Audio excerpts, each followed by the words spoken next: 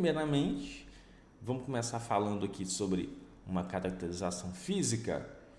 E aí a gente pode citar a determinação de índices físicos, granulometria, limites de consistência. Vamos abrir um pouco mais isso aqui, ó. Índices físicos.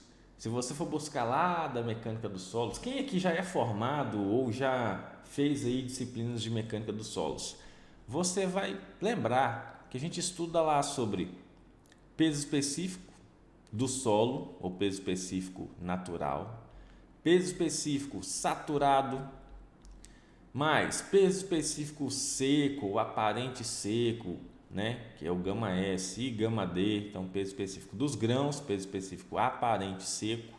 A gente vai também trabalhar com densidade relativa do solo, densidade relativa dos grãos, e aí você tem, né, teor de umidade, porosidade, índice de vazios, o grau de saturação, se o solo está saturado, grau de saturação 100%, se o solo está seco, grau de saturação 0, e assim por diante.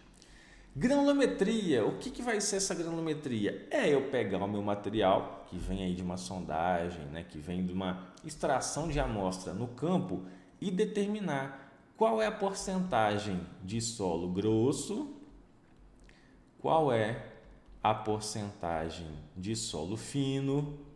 Então a gente está falando aqui, quantos por cento que eu tenho de argila, quantos por cento que eu tenho de, vamos na ordem, né?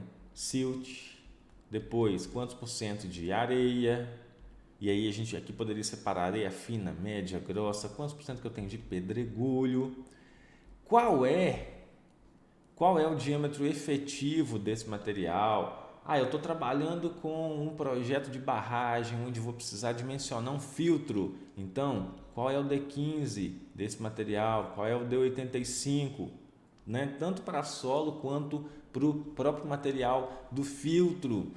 E ainda em relação à plasticidade do meu material, qual que é o limite de liquidez, qual que é o limite de plasticidade, portanto, o índice de plasticidade, como que eu vou classificar esse material? Vou trabalhar com uma classificação unificada, uma classificação rodoviária, uma classificação MCT, que é específica para os nossos tipos de solos aqui tropicais. Então, tudo isso entra dentro dessa caracterização física.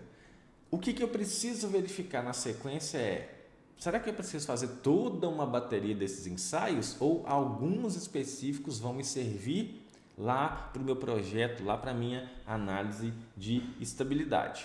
Vamos chegar lá.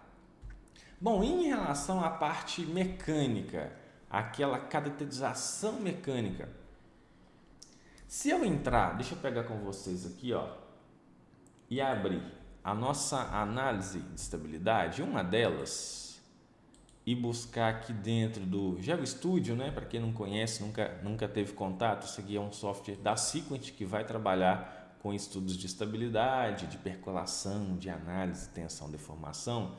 Quando você está trabalhando com solo, por exemplo, um dos critérios mais utilizados aí é o critério de Mohr-Coulomb. E aí nele a gente vai entrar com quais propriedades? Você vai entrar com peso específico, que é uma propriedade física. Você vai entrar com parâmetros de resistência, como por exemplo, coesão e ângulo de atrito efetivos. Isso é o quê? Isso é critério de Mohr-Coulomb.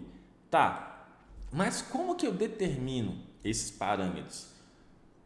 N formas. Você pode tanto fazer uma determinação em laboratório, como ensaios de cisalhamento direto, ensaios de compressão triaxial, como você pode trabalhar com estimativas, com correlações. Klinger, esse negócio de estimativa é furada.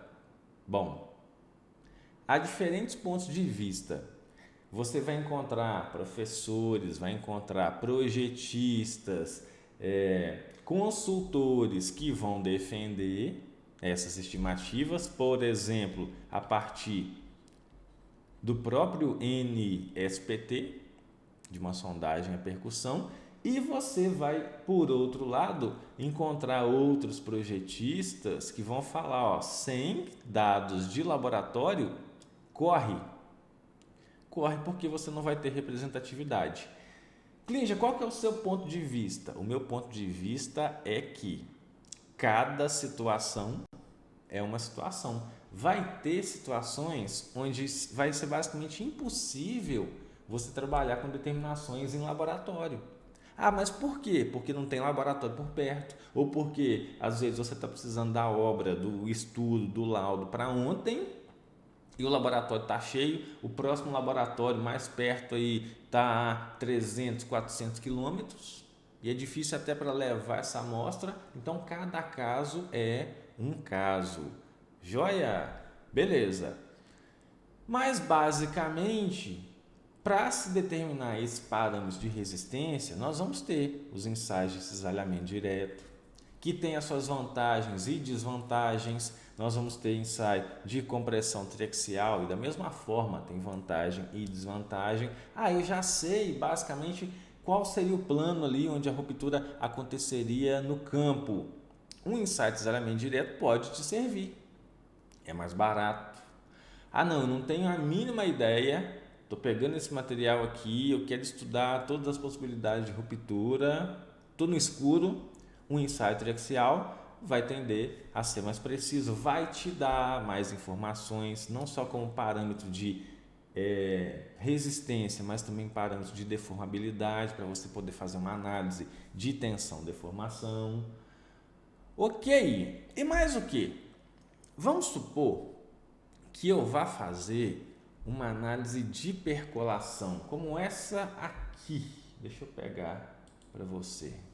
Olha só, a gente vai fazer um estudo de percolação e eu quero verificar exatamente quais são as pressões hidrostáticas, né, ou pressões hidráulicas, quais são as cargas hidráulicas, qual é a vazão que percola por uma encosta ou por uma barragem, seja pelo maciço, pela fundação. Então, para isso, eu preciso de que tipo de informação? Eu preciso de propriedades hidráulicas, como, por exemplo, o coeficiente de permeabilidade, como, por exemplo, a anisotropia do meu material. Será que a permeabilidade na horizontal é a mesma permeabilidade na vertical? Não necessariamente. Se ambas forem, a gente está falando em um material que é isotrópico, tem as mesmas propriedades ao longo das direções. Agora, caso contrário, esse meu material vai ser anisotrópico. Tem como determinar isso em laboratório? Tem. Tem como identificar isso no campo? Tem.